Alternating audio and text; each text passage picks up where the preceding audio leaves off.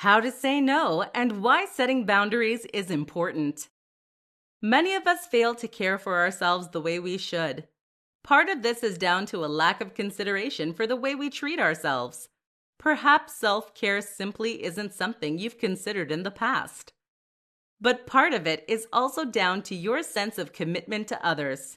That is to say that we often put ourselves second simply because we put everyone else first.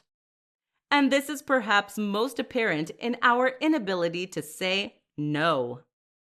How many times have you been invited to an event that you don't have time or energy for, only to accept simply because you don't want to let that person down?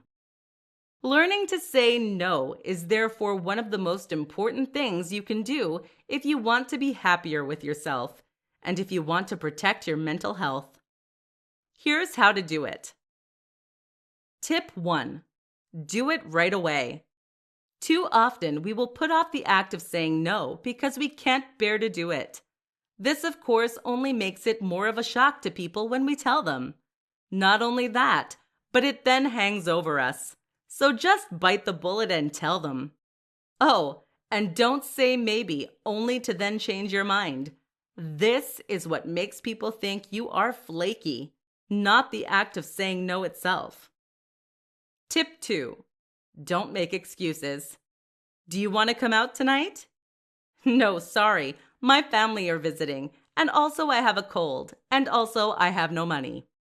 No one buys these excuses, and it makes people think you don't want to spend time with them. Just saying no because you need some time to yourself is perfectly fine.